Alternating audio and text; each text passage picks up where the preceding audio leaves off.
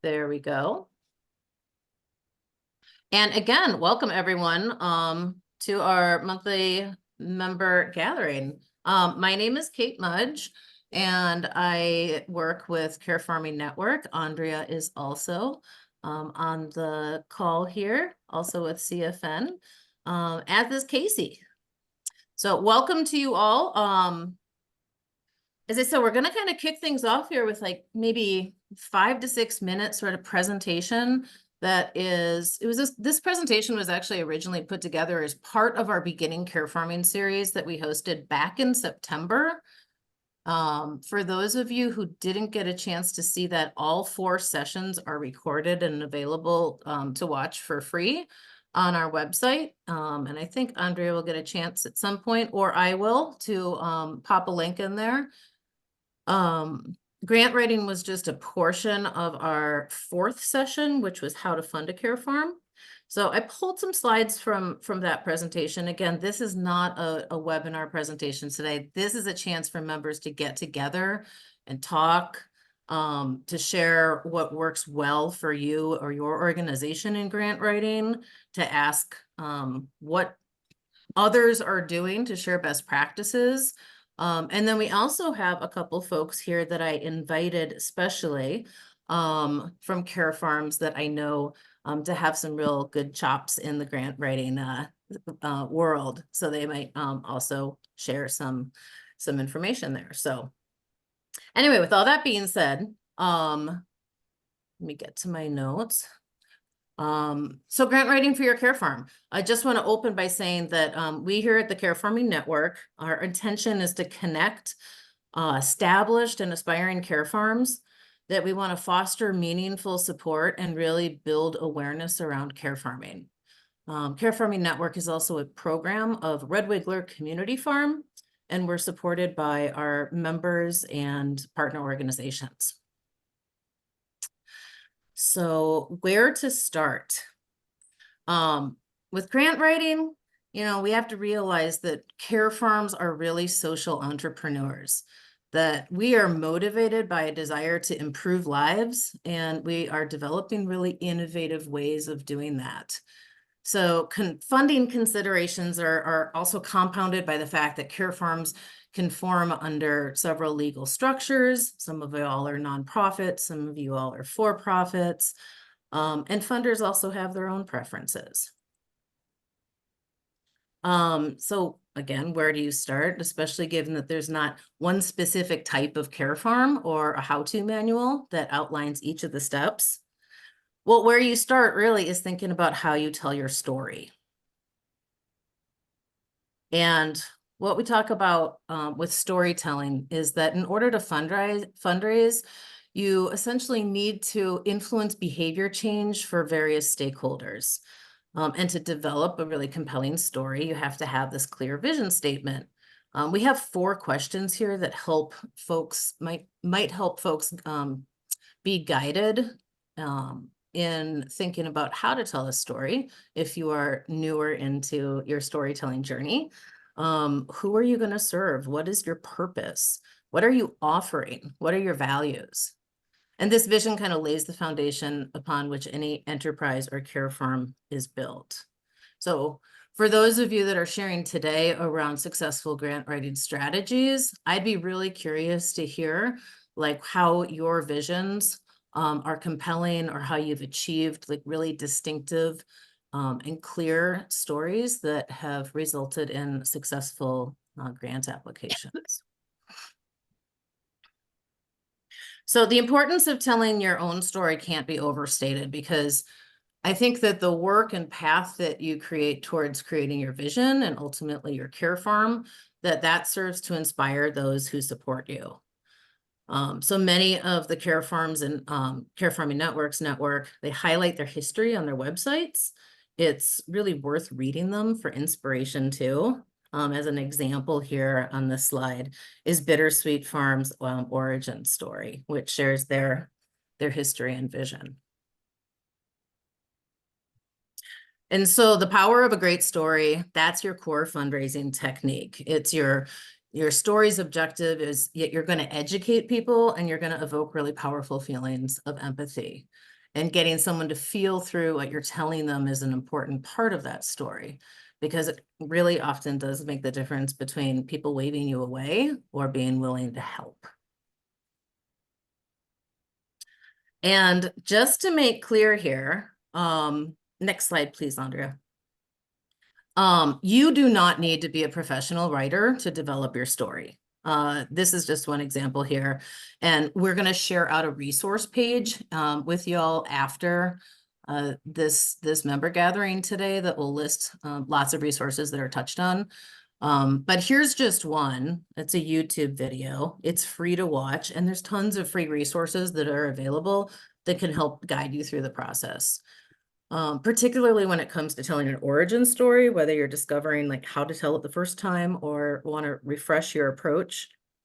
Powerful narrative is really that foundation of successful fundraising.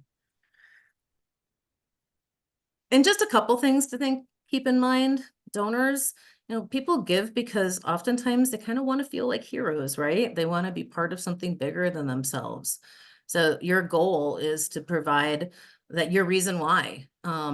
Hopefully it's clear, hopefully it's concise, and hopefully it shows how you make that impact. So the questions on this slide here, just maybe good prompts, again, for you to consider when, excuse me, to help answer why donors should give, to your organization, to your care farm. And then regardless of your farm size or financial status, when you create a business plan, you are effectively creating a blueprint for how your farm's going to be run, who's responsible for what, how you plan to achieve your goals. And a business plan, although this sounds pretty dry, it really does help secure support. It can be monetary support or in-kind support or even just support from volunteers. But again, we'll link back to our how to fund a care farm, because we have an entire session around business planning. And this is really showing people, again, what is your need? What will you do with the donor's money, with your grant awards? And much of that is helpfully described through the business plan. So here's just some do's and don'ts.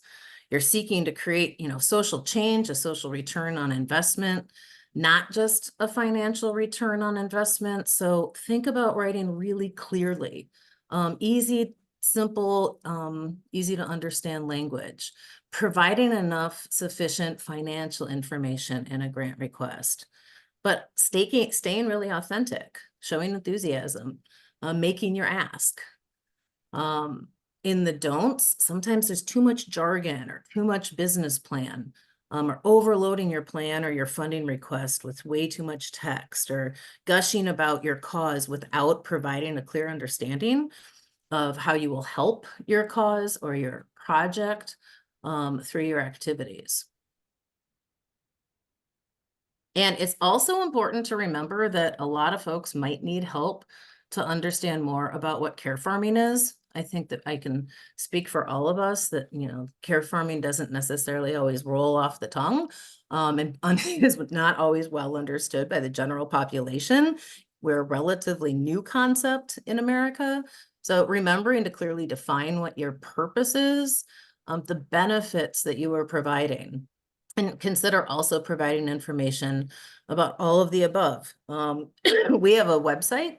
We have a great video in there called What is Care Farming? It's nice and short. We encourage people to use it in any of their requests, because it does a great job to introduce people to the care farming concept. And then we also have a ton of resource pages and research that illustrates the benefits of care farming. So please lean on us when you are needing to help define and strengthen your impact. Okay, with all of that being said, quickly, where do you find grants? This really does depend on whether you are a nonprofit or for-profit entity. Regardless of the grants available, the grant writing basics are often the same. I will note, having written grants for both nonprofits and for-profits, I think oftentimes the government grants can be the biggest bear. I'll be very interested in hearing from y'all on that. But for-profit organizations, the USDA is really worth exploring.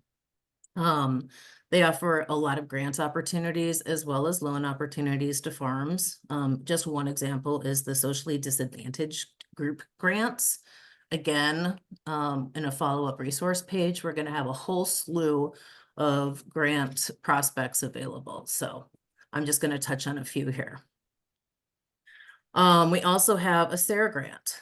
This is through the USDA Sustainable Agricultural Research and Education Program.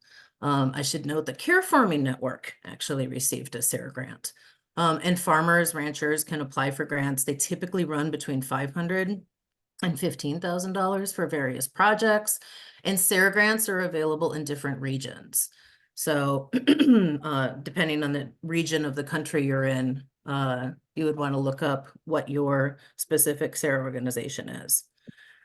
The Center for Rural Affairs is a really good resource. They offer links and advice for applying for a lot of beginning farmer funding programs.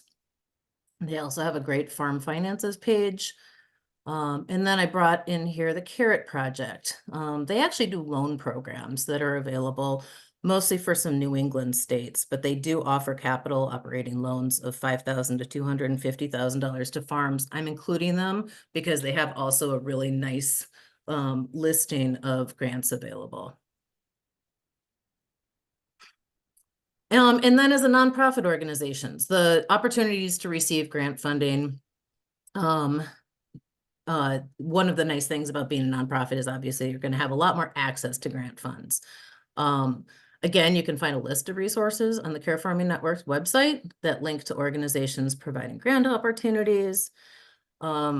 We also have covered fundraising, social media tips and tricks, and past monthly member gatherings. Again, those can be viewed on our website. Care Farming Network, we're regularly promoting grant opportunities through our monthly newsletter, which goes out on the 15th. And also on our Care Farming Network Facebook discussion group. So for any of you that use Facebook and haven't joined our discussion group, I'd really encourage you to do so. We try to throw out the grants that we know of on there. Obviously, America is a big country. Many of these are regional grants. So we also encourage you, if you know of a funding opportunity or if you received a funding request, please let other people know about it and celebrate that on the discussion page. And then if your budget allows, you might want to consider subscribing to a grant directory. Two of them are listed here. Candid is one, Grant Watch is another. I'll say both of these do charge subscriptions. I think Grant Watch is about, they have different levels, but it's about $199 a year for their services, but their directory includes grants for nonprofits or small businesses. They have federal grants, they have foundation grants. So if your budget allows, you might want to look into one of those subscription providers. And next, this is kind of fun. I just wanted to point out too that there are a ton of resources available, which are honestly too many to name here. That can provide support for grant writing efforts. Just one I wanted to highlight is run by my friend and colleague, Emily Reno, who I hope is on this call today. And she runs a great organization called Ms. Clada here in Minnesota, whose mission is to inspire and empower the next generation of land stewards through storytelling, personal growth, education, and applied research. You'll see she has this great training webinar. I hope she talks about it a little bit today, in which in real time, she applies for a grant and she's using AI. In this case, I think it's ChatGPT's free version. So really cool tools are available to us to make this sometimes overwhelming process of grant writing easier. And then there are a lot of local options that aren't always available or on your radar. For example, 2 Care Farms were the recipients of Kubota's Hometown Proud Challenge. Here in Minnesota, we have Lake Wind's Organic Field Fund. That's a yearly grant opportunity. They provide $8,000 grants to farmers. If you have a listserv available to you, often through, say, farming organizations or extension services, I know we do here in Minnesota, it is great to add your name to that list because then you're going to be notified of funding opportunities through a listserv. And then, sometimes just a little detective work can go a long way towards finding donors. Researching who supports other similar organizations in your area is one way to find people who might already be on board with your mission. So the power of Google, using your zip code and foundations can go a long way. Sometimes looking at other organizations' 990s to understand what type of support they're getting is kind of key detective work that could yield you some results. And then don't forget about in-kind donations, because once you have a budget of items that you need to purchase and supplies, we're talking about grant writing today, but that in-kind support, keep your list handy. Approach businesses in your region for support, because those are obviously items and materials, supplies, or labor that you then don't have to fund yourself by thinking about who in your community, business, volunteer, otherwise, might provide that in-kind support. There's a ton of helpful tools. Here's just a few of them. Network for Good is a CRM, customer relationship management tool. Website builders. Instrumental is a grant database. Canva for nonprofits. Great tool for graphic design, kind of graphic design for dummies. So using some good tools for your marketing and research purposes, they're available for you.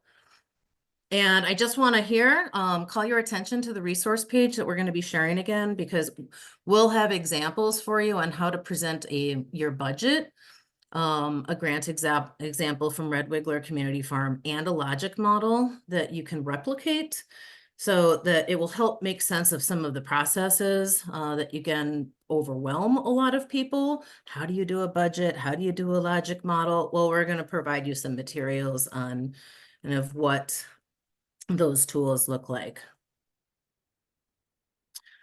So with a base grant, some common questions. This is sort of a generic grant. It touches on the basics of typical foundations, the questions that typical foundations ask.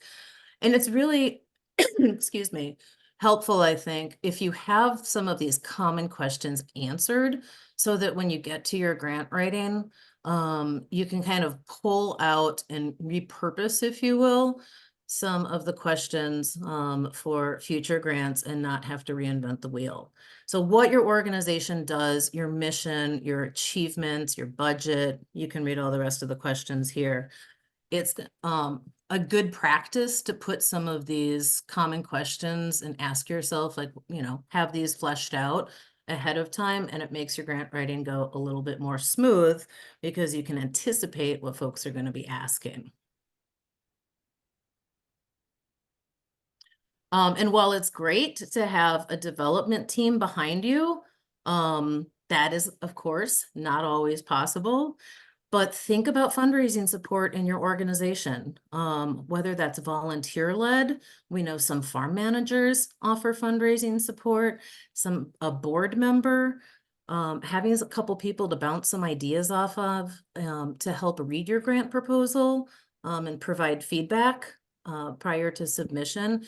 Always really helpful there. And getting towards the end here, cultivating relationships. Even if you don't get funded, see if you can find out why. And this is sort of counterintuitive and sometimes a bit uncomfortable, but if you're staying connected with, say, somebody who has helped lead you through the process of grant writing and you've heard no, sometimes they will tell you what is the rationale or what you could have done stronger in your ask to make for a better grant the next time. That's not always possible, and I know not all places do that, but if there is a grants manager and they're willing to provide you that, I found that feedback really helpful. And lastly here, just wisdom shared from care farmers, networking and finding other organizations to pick their brain. If you can write a grant for startup, use it. You can hire an advisor or do some strategic planning. Jenny from Homesteads for Hope has been very successful in a lot of grant writing efforts. And then we have Gail from Full Pocket Farm here just saying like, hey, again, rely on CFN. We can help connect you to other organizations. We can help share grant writing, obviously tips and tricks, and then grant prospects for you. So I think the intention of this slide is don't do grant writing in a bubble. There is a lot of support, a lot of tools available. So with all of that being said, I think we can stop the screen share. And I'm sorry, I went a little bit longer than I thought I would go there. Before you do that, Brianna Yeah. asked a couple minutes ago if you could return to the base grant slide. Brianna, I don't know if you still would like to see that again. Yeah. And I'm sorry, is this in chat, the question? Yeah.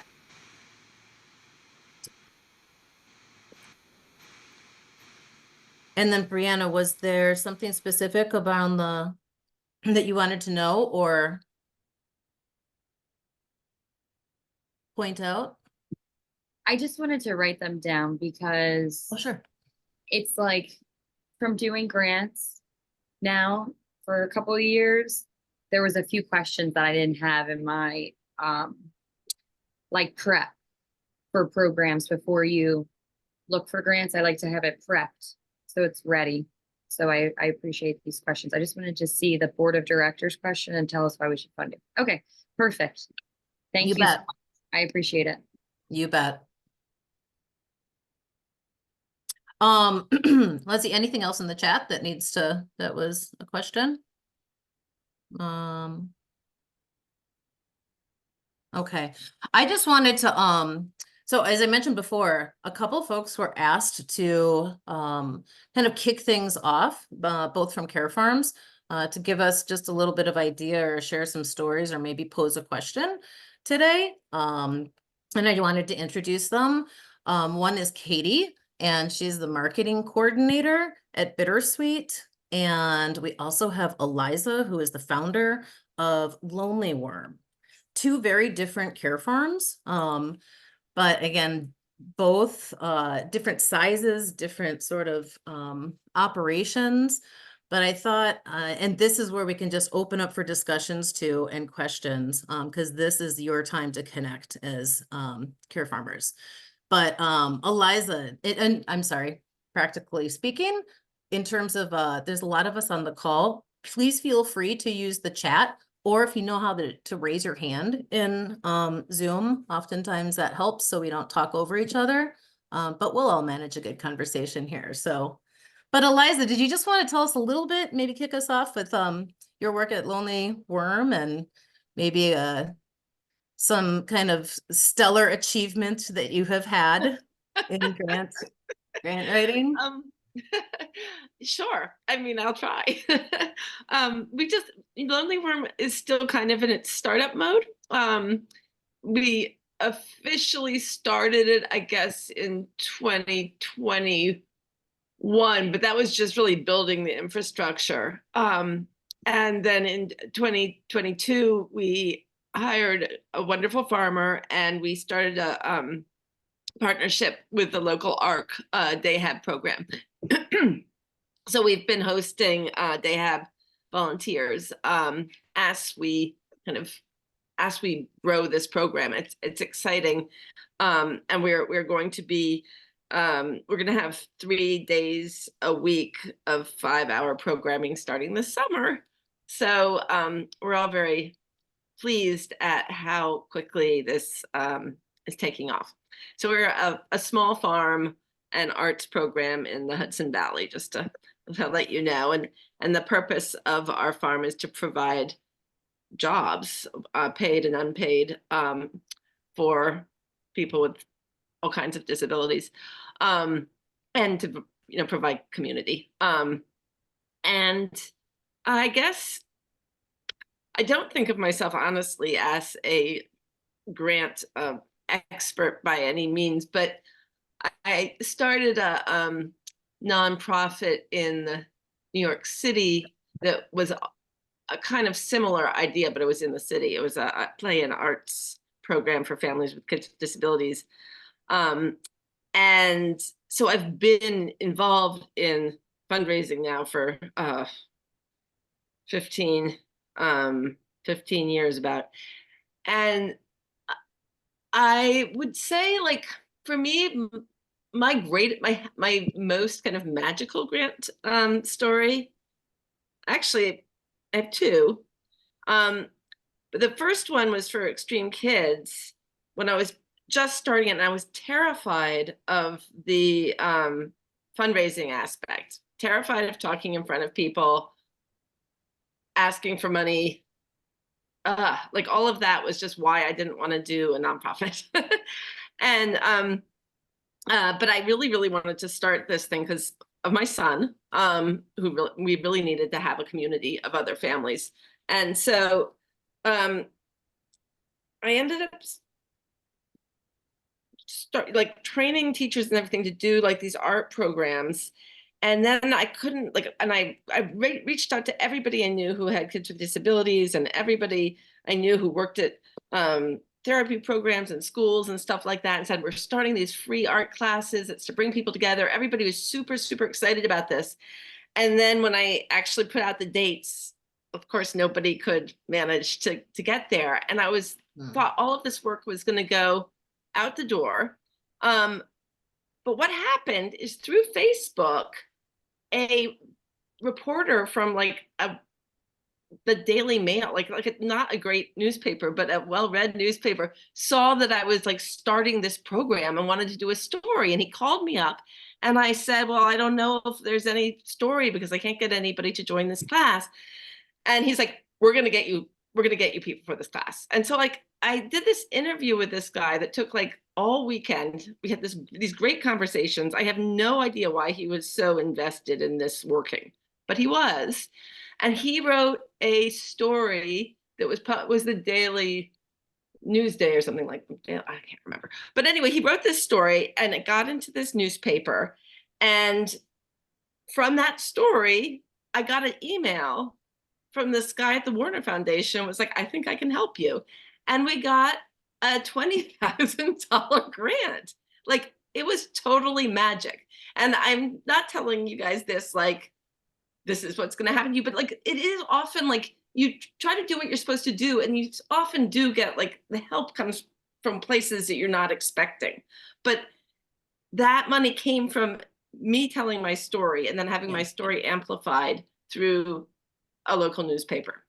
And I really appreciate that piece because I think this storytelling, and I'd love to hear from others on that, like it's why we have so many slides on it in fundraising. Because yeah, you want to get right into the meat of like, how do you do it? Who do you talk to? What is your baseline grant? All the stuff. But that story is so, it's so meaningful. It has it's so all the meaningful. impact And, in the world. and it helps, you know, when it's your son, people are always like, oh, the mother, blah, blah, blah, blah.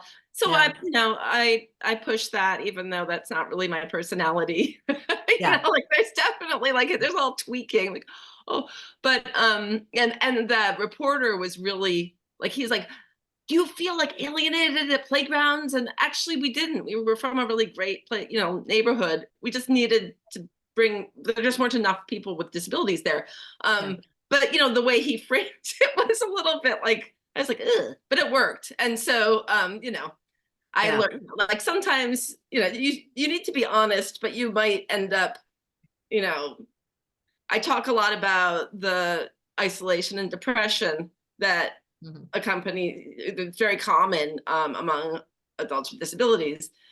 The people we're helping tend to be pretty happy. You know, like it's like we're helping them so they have communities so they are happy, but it's, you know, you kind of often are talking about the huge over what the big social problem.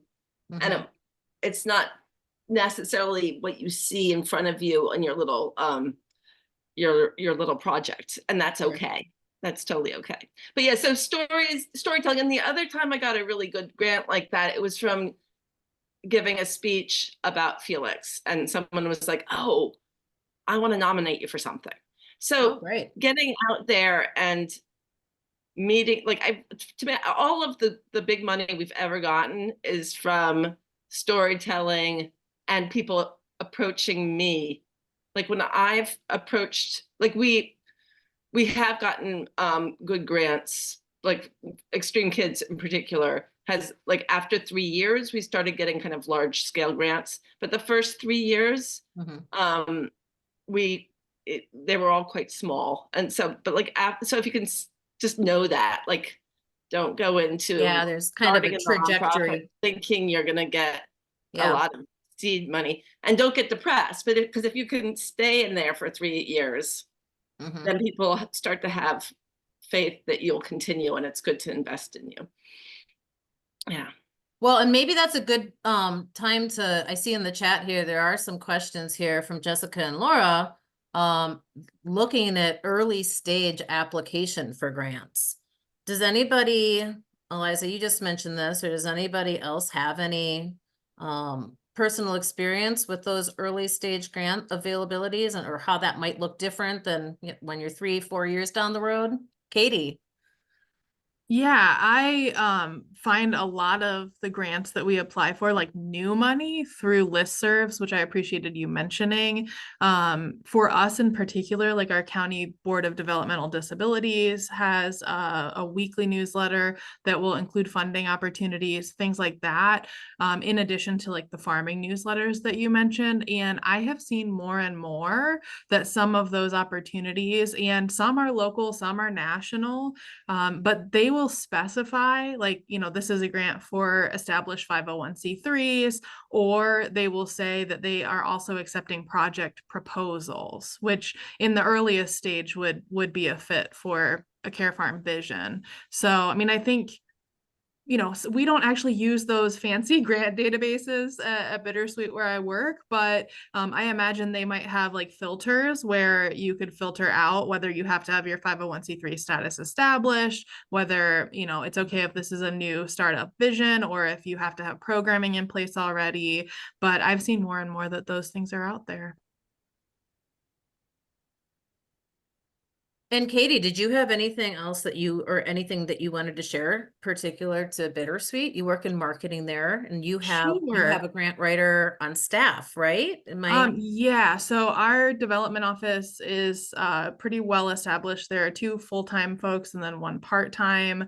My supervisor, who's the development director, writes most of our grants, and we collaborate very closely on the grant writing process. So I loved, Eliza, that you said you don't feel like a grant writing expert. I also don't feel like a grant writing expert. I'm honored to be asked to say some things, but I do think that my experience speaks to the importance of collaboration on our teams, whether you have an established development department, which it sounds like probably many of you do not, or you have a founder with a vision and a small board of directors, like whatever your team looks like, collaborating on telling that story, organizing the resources for the grant writing, and really doing that from each of your own gifts and skill sets, I think is one of the most important things that you can do to set yourself up really well for grant writing. So I'm sitting in our conference room right now. So Bittersweet is located in Northwest Ohio.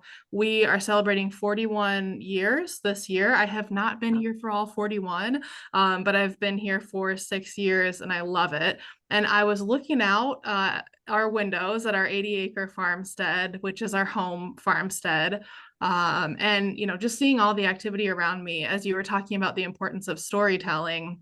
And I thought, what I really want to say to you all is be a part of the stories that are happening on your care farm if you are writing grants and doing fundraising, and it will make all of the difference. Mhm. That's really one of the big gifts and skills that I bring to my team.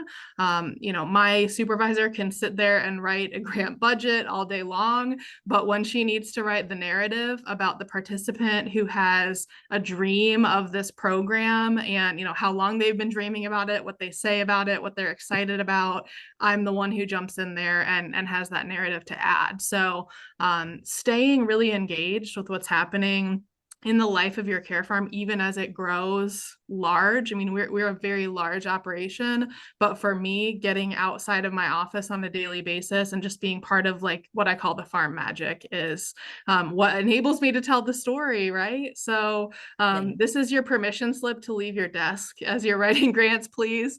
And that's been huge for us. Also, the other tips that I would share, I know, Kate, you were kind of asking about what resources we use in the spaces we come from.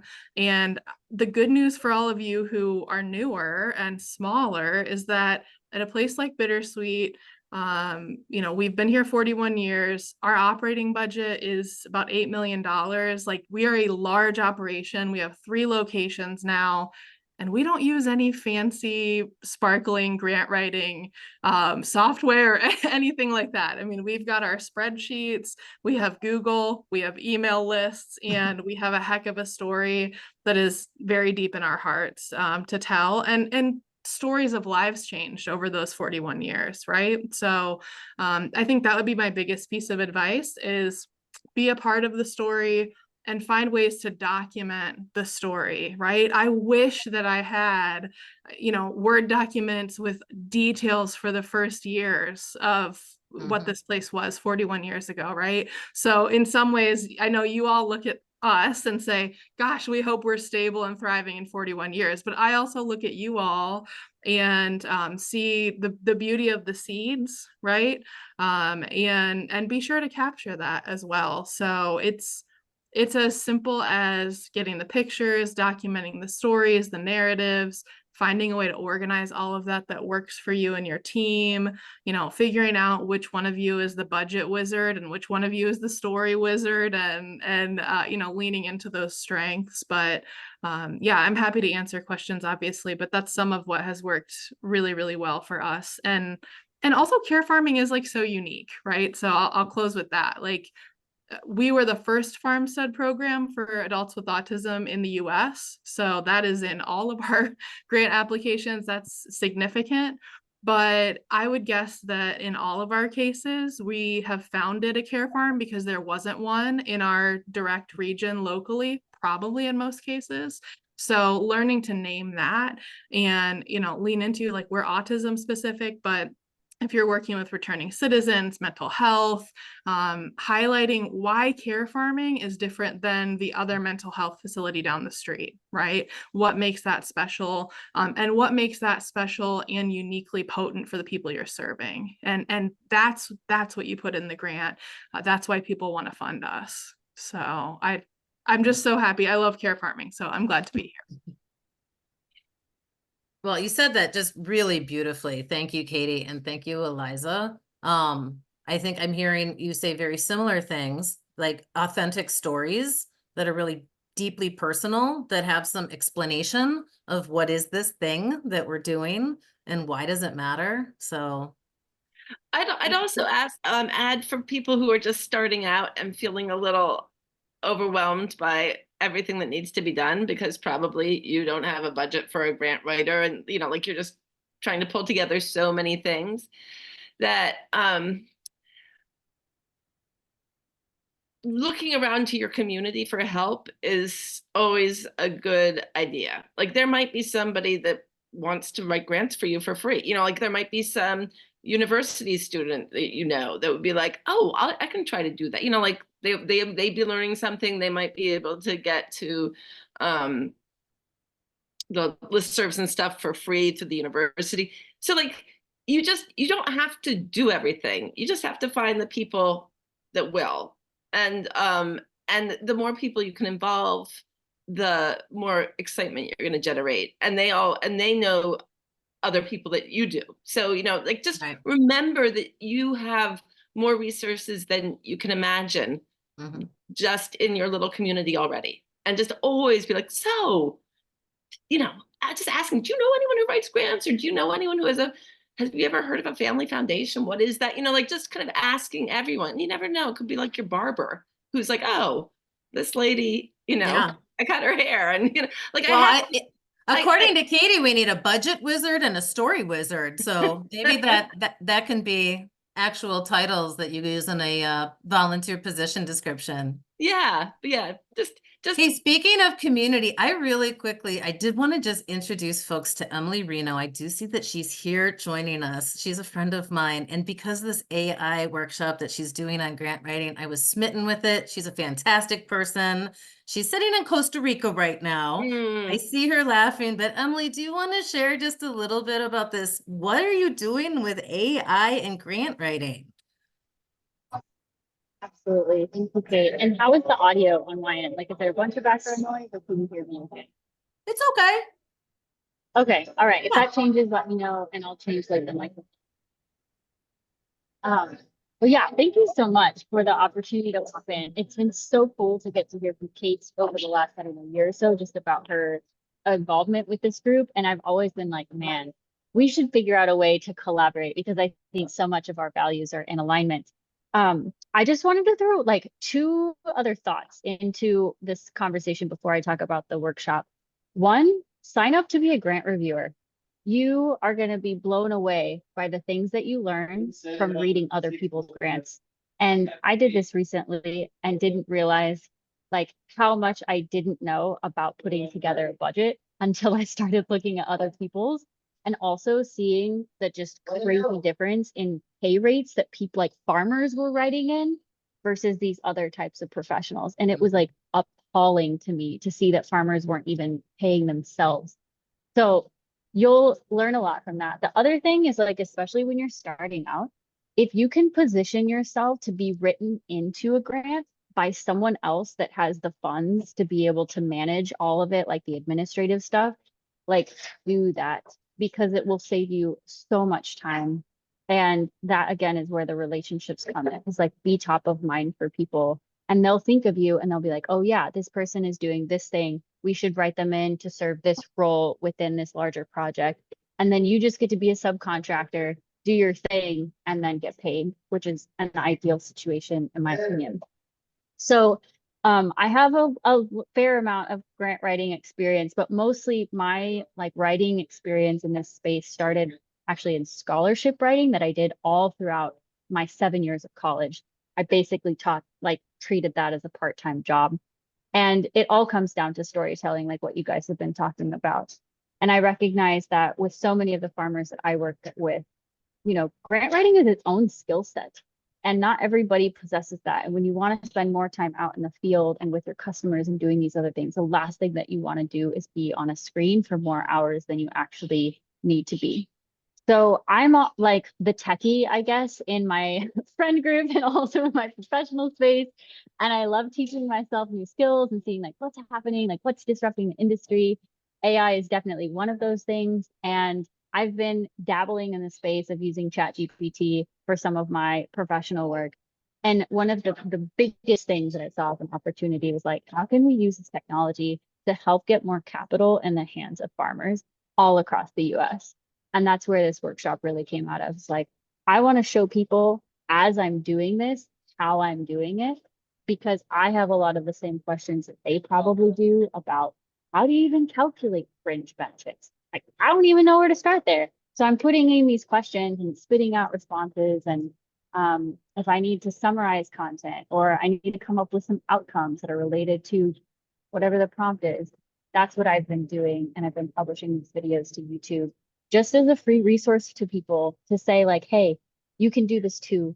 So I've got 2 more videos that I'm going to be publishing in the next couple of days. I'll throw the link in the chat if you want to sign up for it. You can also just like subscribe on YouTube and you don't have to like sign up for the newsletter. But if there's anything else, about some of what I'm doing that you'd like to learn about, definitely encourage you to sign up. And just want to say, yeah, like thanks for everything that you guys are doing too, because it's awesome and it's super important work. Hey, Emily, I'm just responding to a question in chat. from Claudia. She asked, where do you find opportunities? Like, where do you sign up to be a grant reviewer? I mentioned if, you have a community foundation that does participatory grant making, that's one place. I'm doing grant review through the Minnesota Department of Agriculture, which actually they offer stipends for people to review, but I don't know how widely, like, is there a place that you would recommend that people might find the opportunity to be a grant reviewer? Yes, so definitely subscribe to the state agency newsletters because they always will publish press releases, and that's how you get notified if they don't reach out to you directly. And I will say, like, that only happens if you've got the relationships in place. So if you're just interested in knowing what opportunities are out there for that, definitely subscribe. But then also, if there's some kind of like communications or marketing person or like a grants specialist within like a department of the agency that you're looking at, whether it's like the climate office or like in Minnesota, we've got our Minnesota Pollution Control Agency. So much of the climate work is now getting food systems and ag. Send them an email and be like, hey, next time you guys have a grant, review thing that's open, can you please put me on a list or something like that? Like, be proactive because they're always looking for these, people anyways. And so getting yourself on a list that way, just being direct, could be another good option.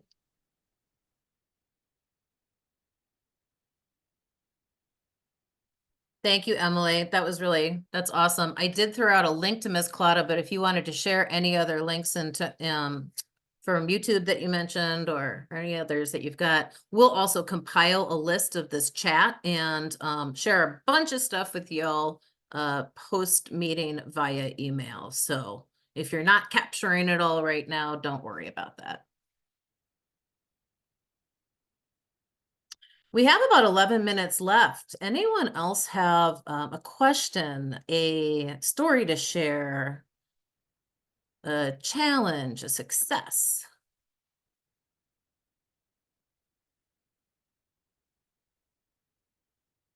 I see Woody put a link in the unfunded list. Okay.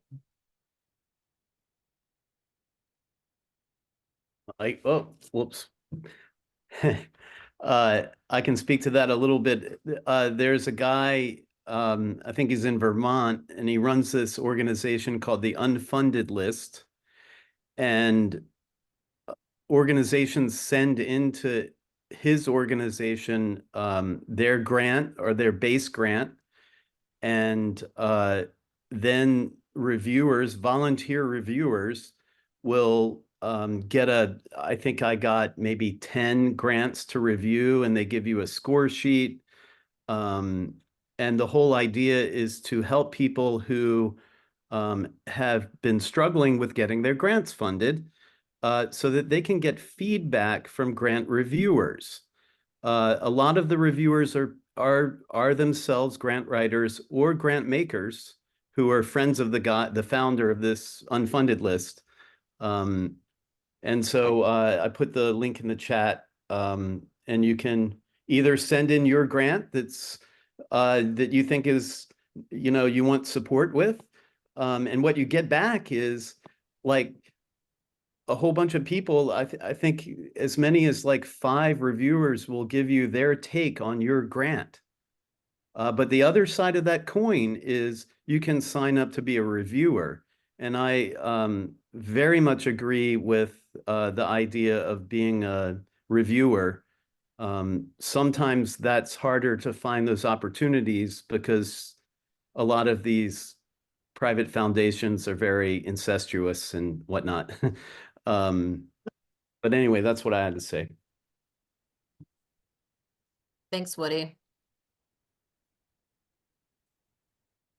Beware of incestuous private organizations.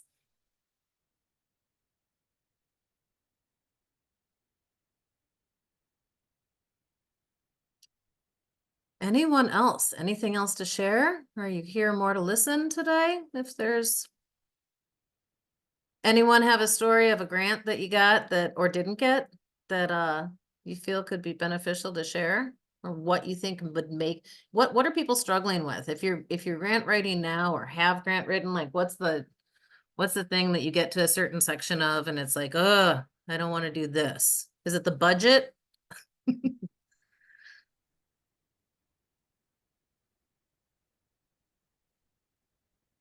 I can talk a little bit just to the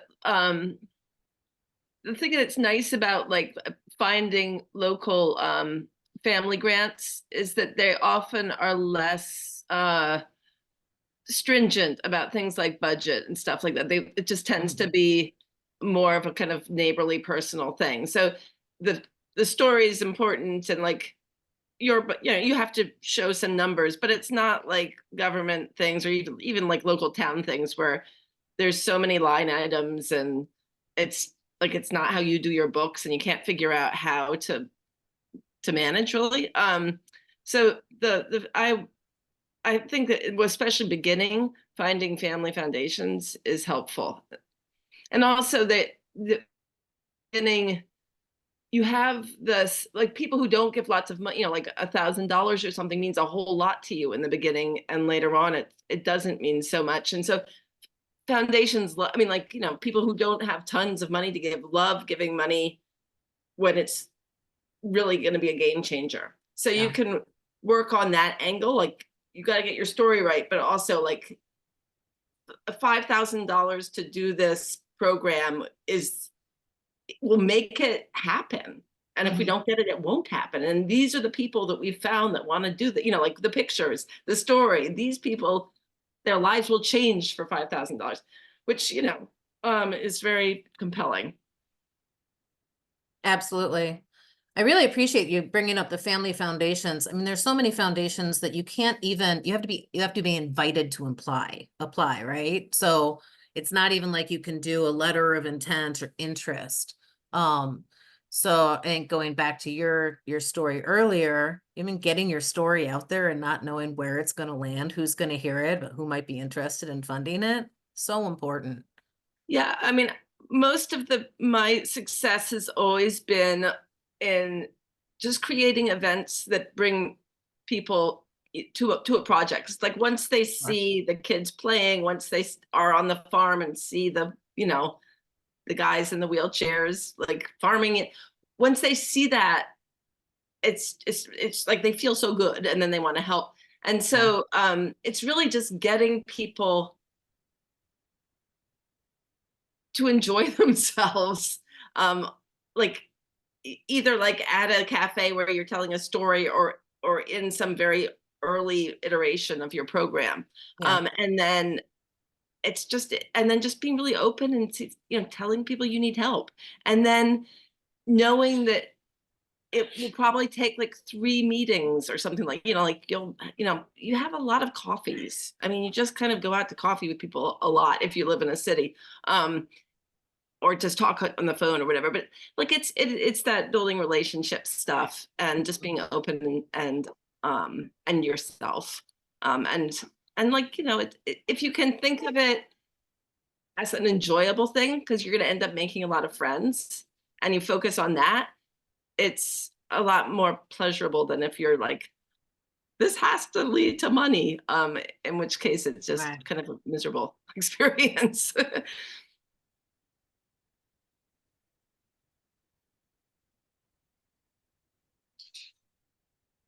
Well, I'm gonna put Andrea on the spot here for the last 2 minutes, because Andrea wrote the Northeast SARE grant application, which is through the USDA that CFN was funded by.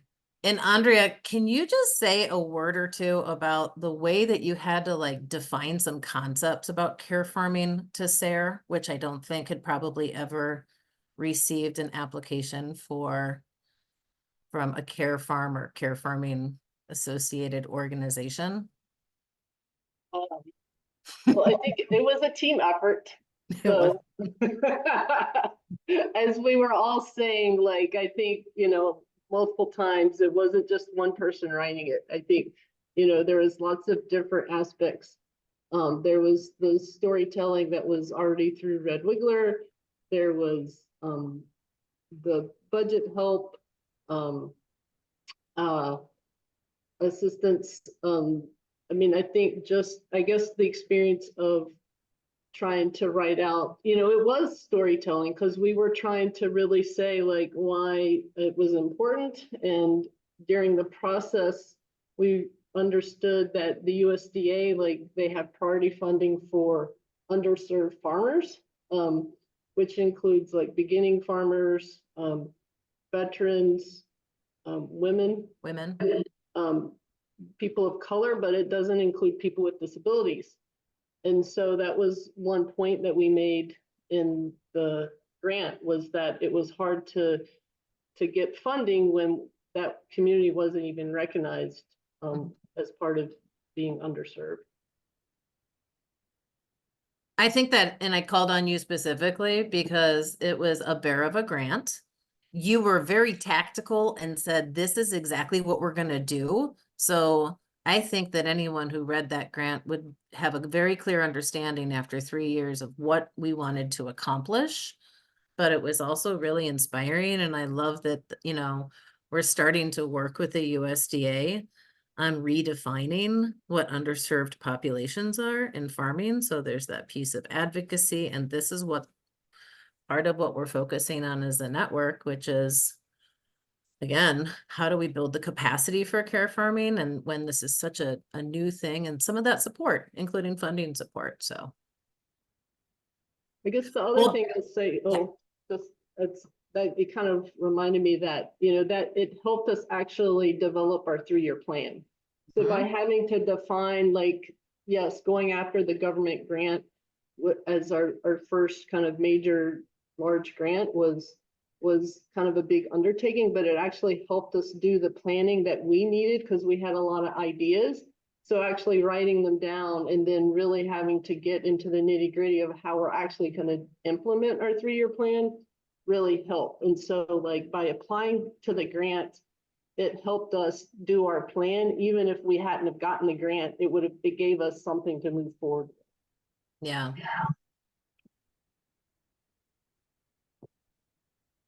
Well, this has been a lot of fun, everybody. Thank you so much for joining. And I've already mentioned, but we'll state again, we're going to have a bunch of stuff to share out with you. So check your email. You'll see it come through. Thank you to everyone that participated, including especially Katie there and Eliza. Thanks, Emily, for joining in. And for everyone for taking a portion of your day to talk about care farming and support each other. So we'll see you hopefully next month in June, and have a great rest of your day. Oh, look.